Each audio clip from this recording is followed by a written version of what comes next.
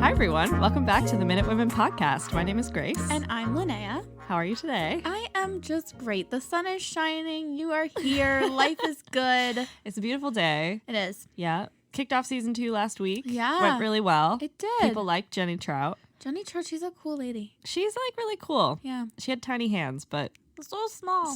small. Doesn't fit those tools. But she held them all. She held them all. And She did a held her great job. own. Oh, yes, she did. Yeah.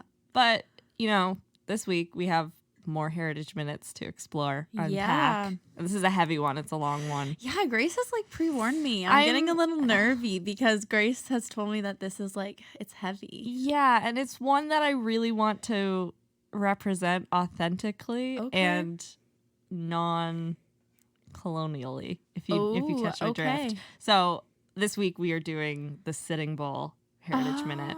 Okay. Which, growing up in Eastern Canada, I think we don't learn about the Western rebellions. No. At all. No. It's never brought up, even though I think that it's probably the most defining political issue in young Canada. Yeah. And it wasn't until I went to university that I even realized the extent or the level of these types of issues in Canada. Yeah, the amount of conflict and warfare that takes place really goes a long way to shaping Canada's policies. Yeah. And Sitting Bull, I was so uneducated on it that for a really long time, I didn't know Sitting Bull was a person. I thought it was an event.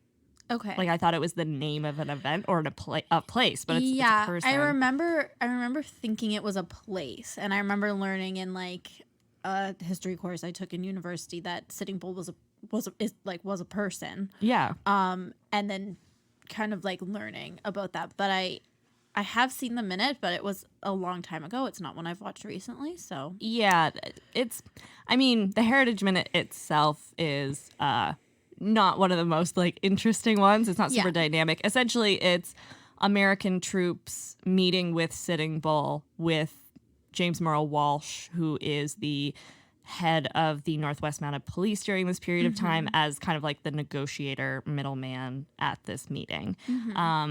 And actually, I'm off the top going to thank my friend Neil Nwakaisik. He wrote a paper on this Heritage Minute and how it represents the event. And so actually his paper was a really great starting point. Thanks, Neil. So thanks to Neil. But as he kind of writes about in that paper, the minute doesn't fall into some of the pitfalls that a lot of early media would present that. Okay.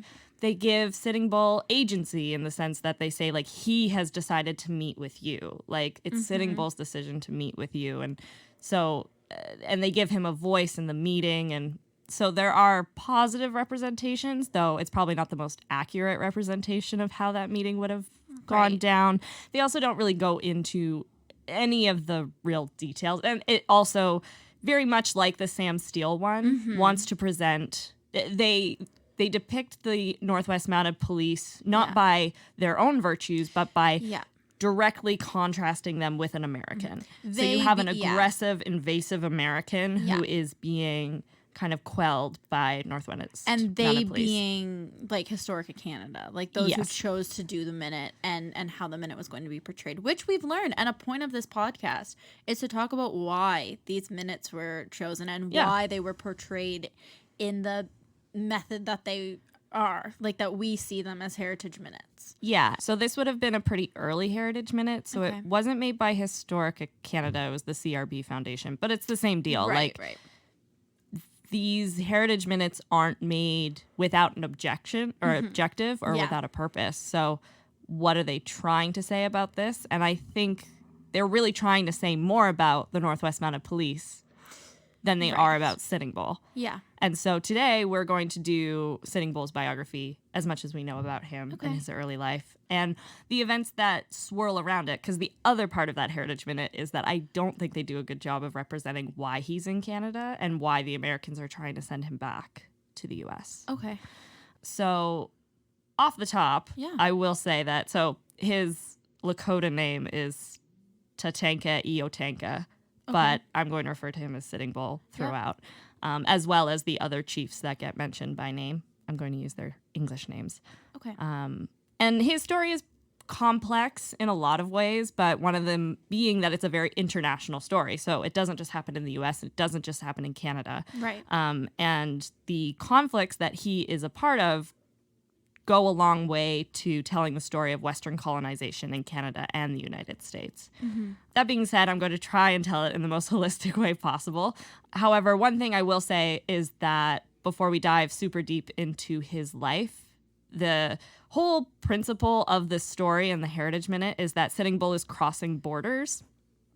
And that notion is very white and European in itself. Yes. So for Sitting Bull, he knows that he's crossing into a new territory. He knows that he's going to Canada to escape American persecution. Okay. However, for, hundreds, centuries before that, his people and other Western Plains people would be crossing that border quite liberally. It wasn't a border. It's not a border. Yeah. So it is one thing to keep in mind that the whole framing of this story and conflict is very colonial. Of course. And very Western. Yes. So welcome anyways, to history. with all those asterisks out of the way. So Sitting Bull was a member of the Hunkpapa Sioux and was born in the Dakota Territory. Okay. The Sioux are a confederacy of several tribes that are subdivided into 3 major dialect groups. So we've talked about the Haudenosaunee Confederacy. This is a similar situation. Okay. So there are 3 dialect groups, the Lakota, the Dakota, and the Nakota. Okay. And the Hunkpapa are one of 7 council fires of the Lakota tribes. Okay, so I've heard of the Lakota tribe. Yeah. I feel like that must be a little bit like more North American kind of area, and more in Canada. Yeah, I think the Lakota is often one that gets very romanticized in media as well. All so they're a large group, and then I think they're quite militant as well. So you're talking about frontier romance, whatever. I just know I've heard be Lakota. The Lakota, I've heard that name. Also the medicine. Oh yeah. What terrible commercial. Yeah. How is that okay? Really that's not okay. I just is that okay? I don't think it is. No. You just kind of avert your gaze. Yeah, it's like the very racist Dos Equis man. Oh, yeah. Jeez. I'm pretty sure white people own whatever company is selling 100%. Lakota medicine. 100%. If we're wrong, let us know. It's a white man with tiny, tiny hands. Tiny, tiny hands. So the council fires would have been referred to as ovates in the Lakota tradition. And that's just a meeting? So it's essentially you have all of these different levels of socio-political groups, and they can come together and move apart. And depending on how many smaller groups are together, you eventually have an ovate. And then once the ovates are together, you have your confederacies. Okay. So it's just a bunch of different levels of socio-political organization. Okay. So the ovate, for example, would break down further into a teospei, which were bands of largely interrelated extended families that formed the most basic socio-political unit of the Sioux organization. Okay. The flexibility of their nomadic lifestyle meant that teospei continually joined together and broke apart depending on the time of year. So for the summer hunt, you're probably going to have a larger group than you would in the winter. Together. Yeah. Yeah. And then at every level, you have a chief. So Sitting Bull is a chief, and he moves through different levels of government. So he starts as a chief of teospei, but then he becomes, as people come to his teospei, he becomes bigger chief. Right. Yeah. So Sitting Bull was born in 1836, as far as we know, but we don't have an exact date of his birth. Right. I did see some records that said he was born in 1830, so a big age gap.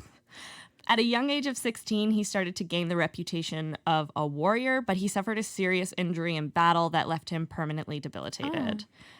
Sitting Bull became a medicine man and rapidly rose to be an influential leader in the Sioux Confederation.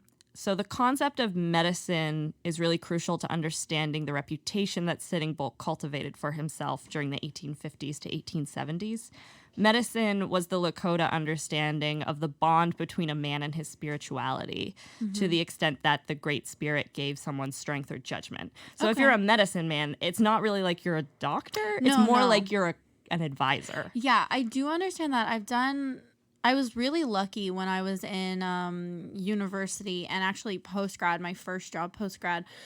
to go to the Recreation Nova Scotia conference. Okay. And at the Recreation Nova Scotia conference, there's a big appreciation and a big support for education on like different like First Nations and Aboriginal practices, and like to have chiefs and like leaders in those communities like come in and like educate. And so I've done like it's a very expansive kind of concept, but like I've talked and learned a bit about the medicine wheel. Oh, okay. Yeah, and so like that like. Yeah, I just assumed, medicine wheel. Like I was just like, oh, it has to be something to do with doctors. It doesn't. It's more like the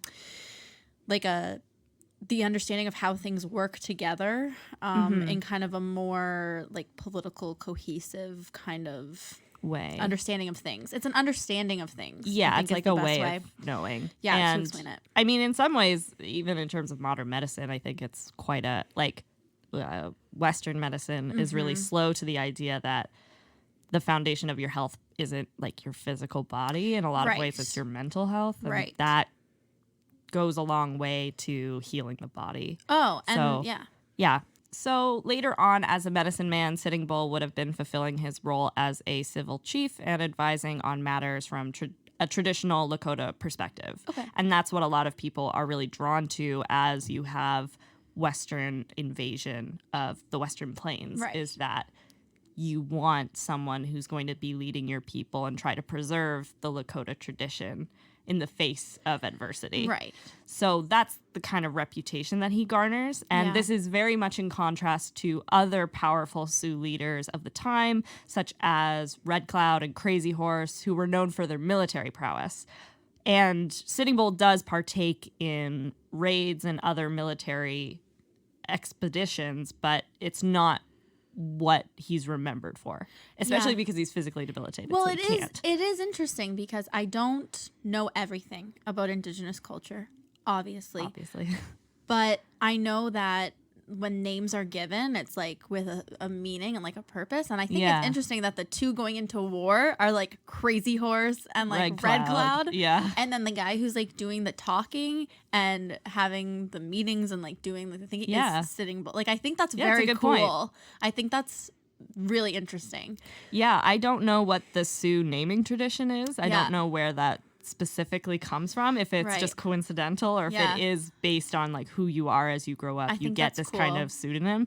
But yeah, definitely Sitting Bull is not like that. Just sounds to me like it's like someone who's strong, who's like patient. Absolutely. And that's a really good characterization. Yeah, and I him. think that's so cool. Yeah. So Sitting Bull was one of the leaders under Red Cloud who resisted penetration by the United States Army into Sioux territory from 1865 to 1868. Okay. The American westward expansion is, again, a very long and complicated story that I do not have time to fully develop here, nor is it overly relevant. She doesn't have time, people. However, from 1854 to 1890, the United States Army engaged in a series of conflicts with various Sioux subgroups that are collectively known as the Sioux Wars. Okay. In 1865, Americans moving through the frontier began demanding for increased security along the Bozeman Trail, an overland route that connected the gold rush territory of Montana to the Oregon Trail. Mm-hmm. In response, the U.S. government tried to negotiate new treaties with the Lakota, who had legal claim to the Powder River country through which the trail ran. So essentially, we want to get these pioneers out to the gold rush area. We can't do that without crossing through Lakota territory. So the U.S. government is trying to negotiate to allow these white people through Lakota territory. Okay. During negotiations, the military sent 2 battalions to establish new forts along the Bozeman Trail. The act of aggression discouraged the Lakota from signing any new treaties and left determined to protect their land. So before negotiations are done, they're like, we got them all in this room, guys. It's such white people bullshit. Yeah. It's like... You get them at the table and you're like, we're going to be friends and we're going to talk about this. But behind the scenes, we've already sent people to go set up the forts, so you better just agree with us. Yeah, that's so messed up. Yeah. I know. It's so stupid. And I know. And like we say that, yeah, it's so messed up. And then you look back at history and you're like, everything we've always been like this.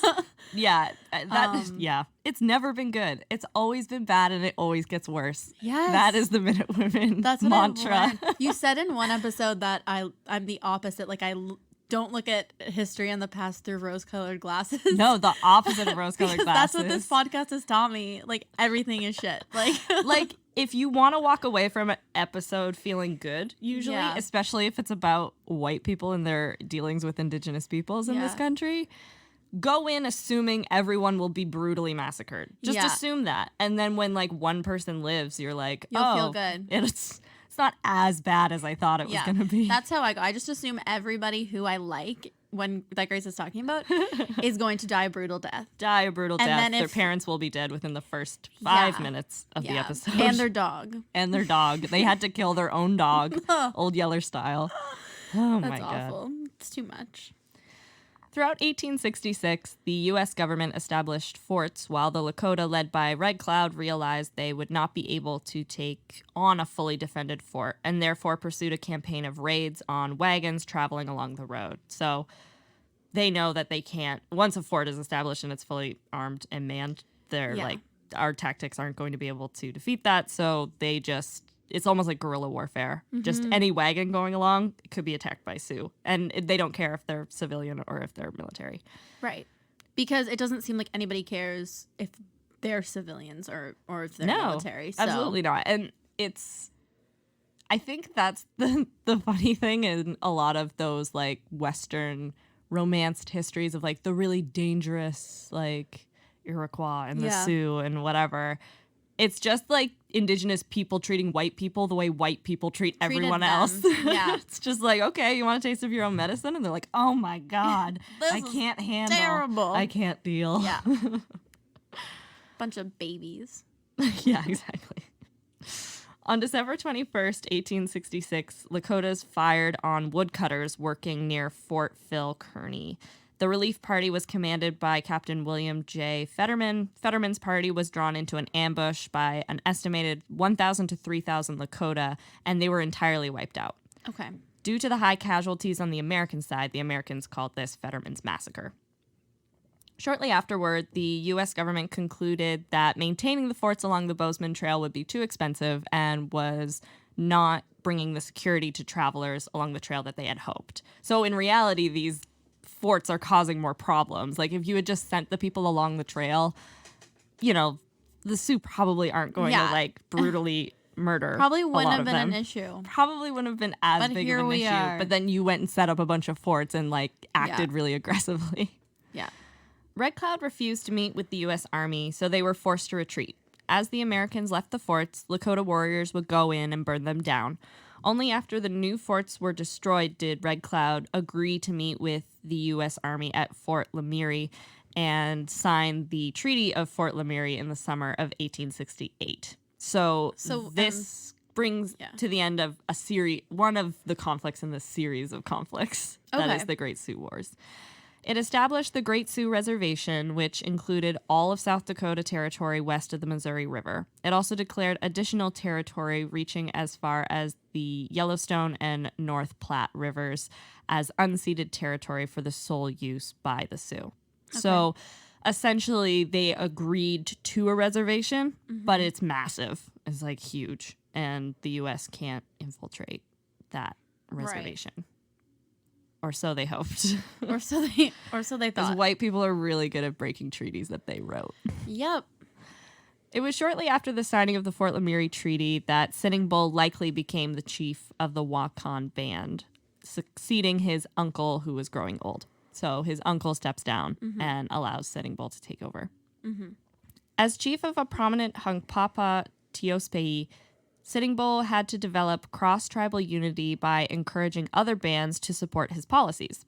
The flexibility of existing Lakota political structures meant that in multi-band villages, a prominent chief could exert substantial influence, especially when other bands had coalesced around his camp.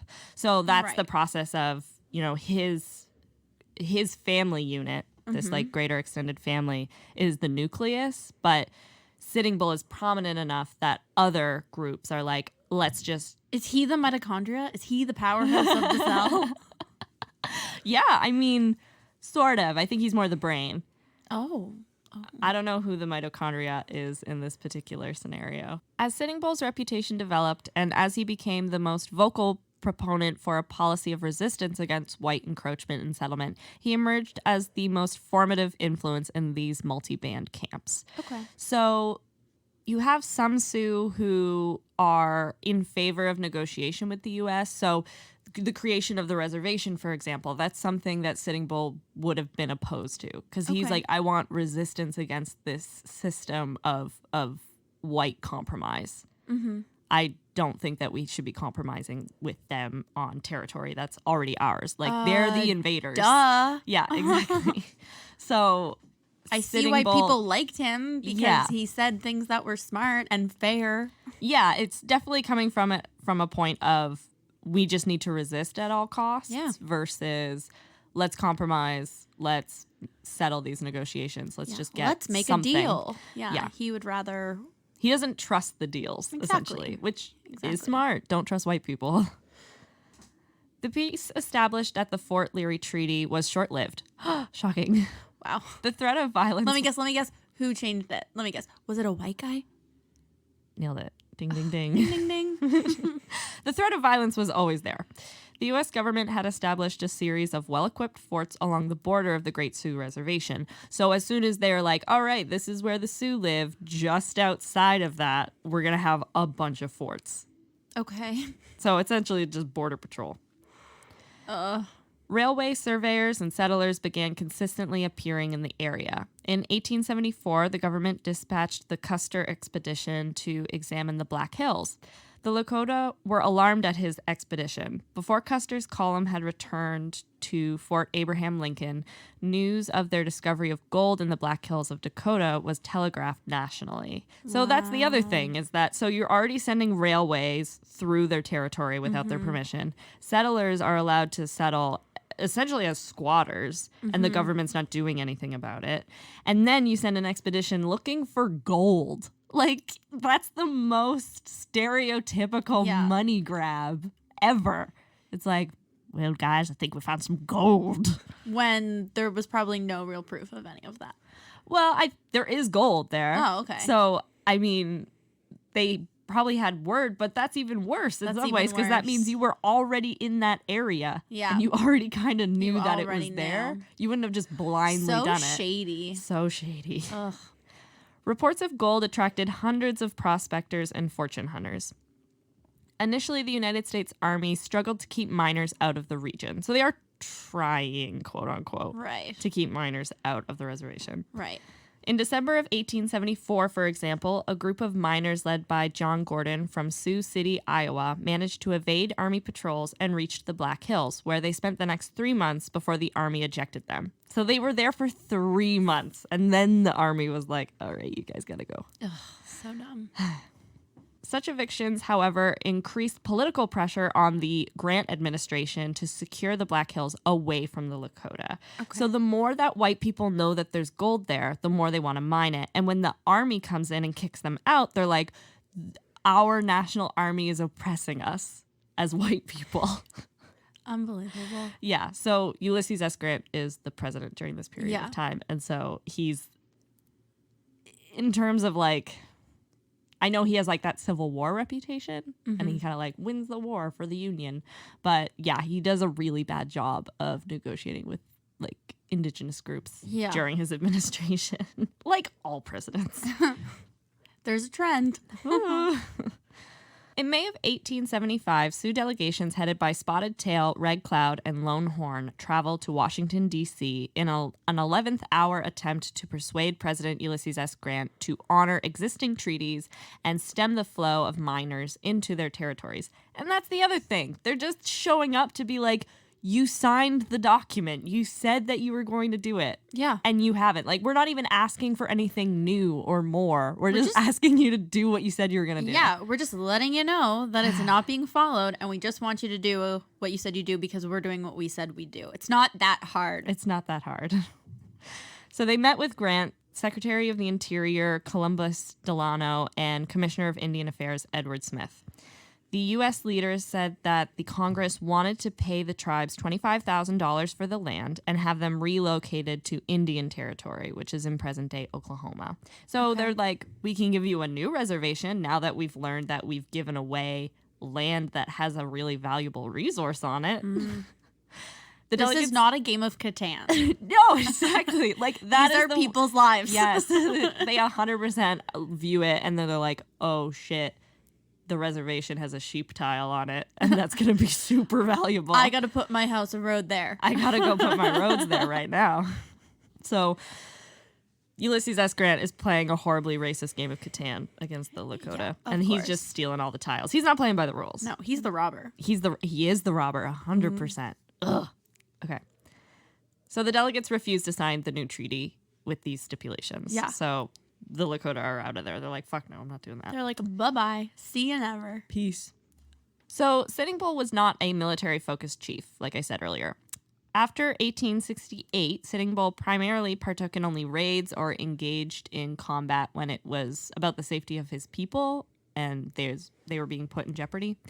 Sounds like a stand-up guy to me. He's pretty cool. Otherwise, he fulfilled his civil responsibilities as a chief and protected the women and children. Like, that's his primary focus. However, when the delegations failed to reach peaceful terms, he and Crazy Horse would be the Sioux chiefs that led the Sioux into what is known in Western history as the Great Sioux War. So this is like the climax of this series of conflicts. Yeah, and really, in not a disrespectful way at all. It's just like Crazy Horse and Sitting Bull. Like Sitting Bull, that sounds like an odd couple. Well, Sitting Bull just sounds so like powerful and strong. Yeah. You think of like a sitting bull, like that is a strong image. And then there's like Crazy Horse. Crazy Horse is crazy. I mean, yeah. Someone should do a podcast just about the Sioux Wars. Okay. It's a really, if you are into military history, it's super interesting. If you're into social political history, super interesting. It's like a really... If you're into blood and mass murder, it's for you. Yeah, it's for you. There's a lot of that. But yeah, Crazy Horse and Sitting Bull, they're teaming up. And because they're two chiefs that are like pro-resistance, not pro-settlement. Okay.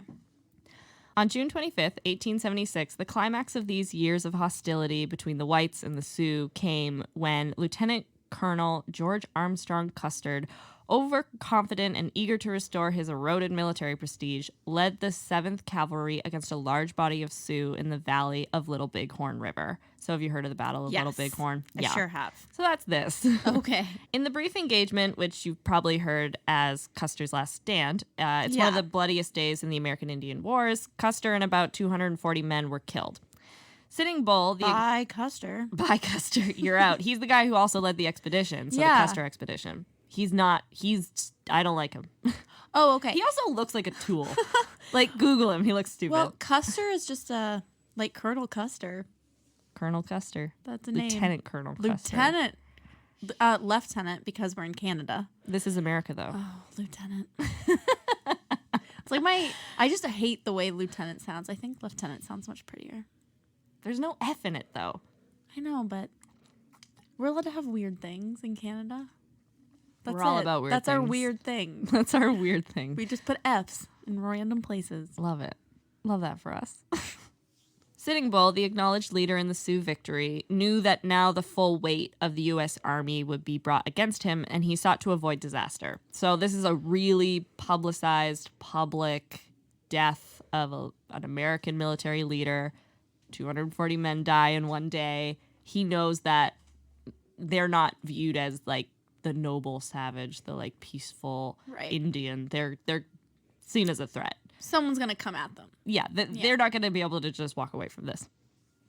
On the 21st of October, he met with Colonel Nelson Appleton Miles, who was leading a campaign against the Sioux to discuss the possibility of peace. Mm-hmm. Miles insisted that the Sioux needed to surrender their guns, horses, and retire to their reservations. And Sitting Bull refused, and the fighting continued. Mm. In November, exhausted Sioux began crossing the border into Canada, making camps in the Wood Mountain area in what is now southern Saskatchewan. Okay. In May, Sitting Bull followed. Inspector James Morrill Walsh of the Northwest Mounted Police, riding with half a dozen men to the camp, which now contained 5,000 Sioux, met with Sitting Bull. Woof, that's a big group. Yeah. That's not hiding in the woods anymore. That's like a mass exodus of people. That's a bigger population than the town of Lunenburg. Yeah. Everyone left. They're all here now. So he met with Sitting Bull as he had with earlier arrivals, and he assured him protection from U.S. Army pursuits if the Sioux obeyed the laws of Canada and did not conduct raids across the border. So it's like, as long as you follow our laws and you're kind of peaceful, we will make sure that the U.S. does not invade Canada and attack you. So Sitting Bull agreed to these terms, denouncing the Americans and claiming to be a British Indian. So he's like, I'll be a British subject, quote unquote, okay, to avoid what's happening in the U.S. The summer of 1877 was filled with tension as minor incidents and disagreements threatened to erupt into war. 3 American emissaries who attempted to convince Sitting Bull to return to the United States were imprisoned by the Sioux and were saved only by the intervention of Walsh and Atchison Irvine, the assistant commissioner of the Northwest Mounted Police. So I do think that they represent it fairly in the sense that the Northwest Mounted Police just don't want to get involved. And so they will only do the smallest of middleman things. Right. They're like, we just don't want you guys to start brutally murdering each other and then that leak into the rest of Canada. Right. We're trying to build a railway. We've got other shit going on. We've got things to do. Yeah, it's like, I really don't care about you and I don't care about you. Just don't. Please stop. Please stop bringing us into this. On another occasion, Walsh arrested 3 Indigenous people for horse stealing in the middle of the Sioux camp. Critical questions continued to worry those in positions of authority on the prairies. Would Sitting Bull, despite his promise, launch forays across the borders, perhaps goading the U.S. into pursuing him onto Canadian soil? Would the presence of the Sioux on Blackfoot hunting grounds provoke a war between these 2 fierce prairie tribes? Would Sitting Bull try to unite the Western tribes against the whites in order to recover the Buffalo Country? Were rumors true that in 1878 there was an alliance signed between Sitting Bull and Louis Riel? So many questions. So many questions. From various accounts of Sitting Bull's time in Canada, we actually start to learn a little bit about his character and personality. So that's the other thing, is we don't know a lot about him as a person. He's just we know him through his meetings with white people for the most part. Right. One of the most bizarre accounts comes from letters of Inspector Francis Dickens. So Francis Dickens is the son of Charles Dickens, and he moved to Canada and became an inspector. As in Tale of Two Cities, Best of Times, Worst of Times? The Charles Dickens. That guy. Is he's an inspector with the Northwest Mounted Police. Interesting. On the 17th of June in 1878, Dickens wrote that he had been invited to meet with Sitting Bull in his camp with only an interpreter present. So there's just these 3 guys there. Dickens boldly attempted to broker peace between the Lakota and the Americans, which only the son of a rich white guy would be like, I think I can create world peace. Yeah, I think I could do, Tuesday? Yeah. yeah. Love it. Yeah. I can do that. No problem. I'll just come. And I'm just going to talk to the guy. Yeah. We should be all wrapped up around 3 p.m. But have you guys tried talking before? He went and did a yoga retreat and he's like, I think what we're missing is conversation. I was like, he got some really, really good weed. And he was like, I'm going to sort this all out real quick. I can do this. Just give me a minute. Guys, what if we just put down our guns? So his hopes of being the hero are quickly evaporated by Sitting Bull. No. So Dickens told Sitting Bull that it would be best for him and his people if they surrendered to U.S. law. And Sitting Bull produced a cheap American pirated edition of Oliver Twist, written by Dickens' father, Charles Dickens, and asked him to read a quote from the character Mr. Bumble. And this is the quote I'm pretty sure that they read. So this is the quote from Oliver Twist. It was all Mrs. Bumble. She would do it, urged Mr. Bumble, looking round to ascertain that his partner had left the room. That's no excuse, returned Mr. Brownlow. You were present on the occasion of the destruction of the trinkets, and indeed are the more guilty of the 2 in the eye of the law, for the law supposes that your wife acts under your direction. If the law supposes that, said Mr. Bumble, squeezing his hat emphatically in both hands, the law is an ass, an idiot. If that's the eye of the law is a bachelor. And the worst I wish the law is that his eye may be opened by experience. By experience. So the quote is essentially, the law is stupid, and if the law just looked around at the situation... Your dad says the law is stupid, buddy. Yeah. Your daddy wrote that. Your dad wrote this. And then Sitting Bull got Francis Dickens to sign the book. That's awesome. Like, he's well-read. He's really smart. Like, and he's super funny. Yeah. And so he's just like, you want me to surrender to U.S. law? And, like, he's like, let me show you what the law is. Yeah. Let me tell you how idiotic the law can be. Yeah. And to make it in better, your dad's own words. Yeah. We're going to use the book your dad wrote. Yeah. So the United States government wanted Sitting Bull and his Sioux either to return to American territory where it could exercise control over them, or to have them settle permanently in Canada. Canadian officials, who had no desire to adopt the Sioux, also wanted them to recross the border, but did not dare risk war with the Sioux by using force. So that's the dynamic, is that the U.S. either wants them to come back so they can continue to bully them, or just get them to leave entirely. The Canadian government doesn't want to pay for the Sioux. They don't want to take on that burden, quote unquote. But they also know that their presence in the West is so weak that if the Sioux wanted to cause a lot of disruption, they could. And so they don't want to pressure the Sioux into doing anything that would make them hostile towards the Canadian government. Right. At the suggestion of James McLeod, Commissioner of the Northwest Mounted Police, the Canadian government arranged a meeting between General Alfred Howe Terry of the U.S. Army and Sitting Bull on the 17th of October, 1877 at Fort Walsh, Saskatchewan. So I believe this is the one in the Heritage Minute. Okay. It's this meeting.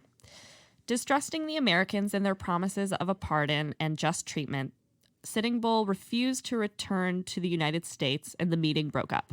Nevertheless, McLeod and Walsh continued to urge Sitting Bull to surrender, saying he would never be recognized as a British Indian or granted a reservation in Canada. Furthermore, they continued to warn him that the buffalo could hardly sustain the indigenous peoples of the prairies now, let alone the added Sioux, and would disappear within the next few years. In 1879, American traders and hunters set fires along the border to keep the buffalo south, and this became the beginning of the end of the hunt on the Canadian prairies. So there aren't enough buffalo for a lot of reasons. Overhunting is a big one, but not necessarily from indigenous peoples. Right. Or because, like, they get forced to hunt because there's nothing else for them. Yeah. But also, American hunters and trappers are, like, literally setting fires to cut off the buffalo migrating north, so to keep them south. The friendship that developed between Walsh and Sitting Bull may have been the major reason for the lack of serious troubles involving the Sioux in Western Canada. Walsh was, however, criticized for becoming too friendly with Sitting Bull and for failing to persuade him to return to the United States. This was likely the cause for Walsh's transfer to Fort Qu'Appelle in the summer of 1880, and his replacement at Fort Walsh, Fitzroy Crozier, was not able to maintain good relations with Sitting Bull. So Sitting Bull had been, like, chill with Walsh, but he's, like, not cool with this Fitzroy guy. Nope, Fitzroy. Fitzroy's gotta go. That summer, the lack of buffalo and the refusal of the Canadian government to give the Sioux either a reservation or food led to many of them going back to the United States, which had at least promised provisions. So essentially, the Canadian government ignores these refugees to the point that they just go back to the really terrible political situation that they were running away from. During the winter of 1880 to 81, Sitting Bull, considering his own return to the United States, made inquiries about the reception of those who had surrendered. In the spring, he met in Qu'Appelle with our old boy, Colonel Sam Steele, meeting up. I think this is our first, like, legit crossover. Is like, it? Sam Steele, we talk about this in the Sam Steele episode, I think. Yeah. Yeah, so we're here. We're here. We've made it. 22 episodes later? Yeah, wow. Well, not later, but we're 22 episodes in, I think. I think so. Oof. Sitting Bull also met with Edgar Dewdney, the Commissioner of Indian Affairs, who urged him to cross the border. Walsh wired from the east, where he was on leave, that it was safe for him to go back. Okay. And finally, in July, Jean-Louis Laguerre, a local trader, led Sitting Bull and his remaining followers back to the United States, where they surrendered at Fort Buford on the 19th of July, 1881.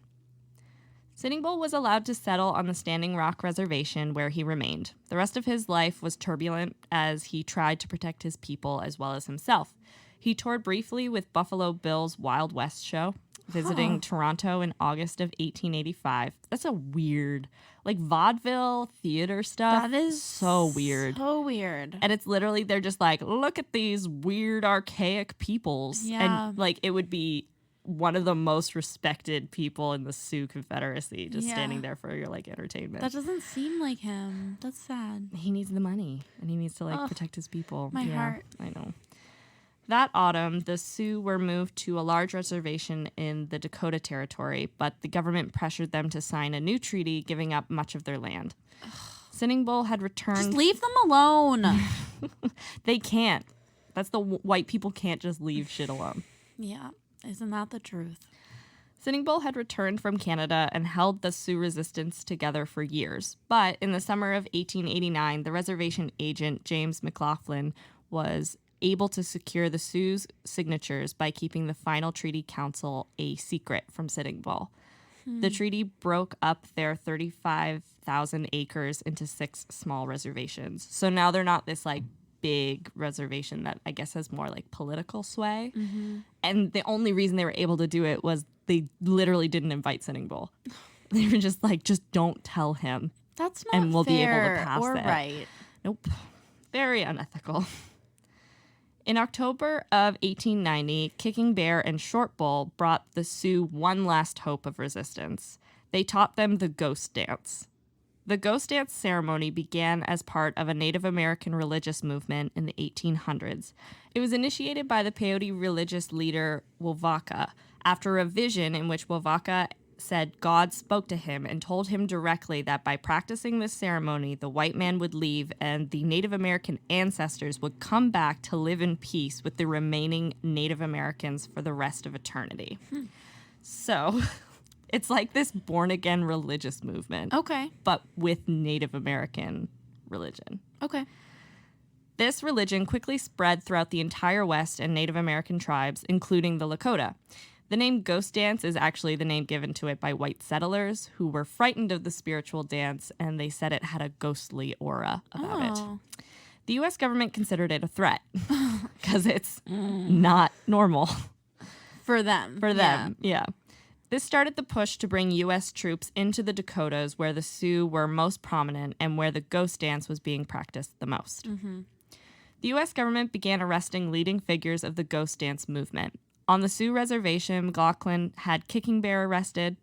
Sitting Bull's arrest on December 15th, 1890, resulted in a struggle between reservation police and ghost dancers. In the struggle, Sitting Bull and 13 others were killed. Oh my gosh. Yeah. 2 weeks later, the military intercepted Bigfoot's band of ghost dancers. I didn't realize he died.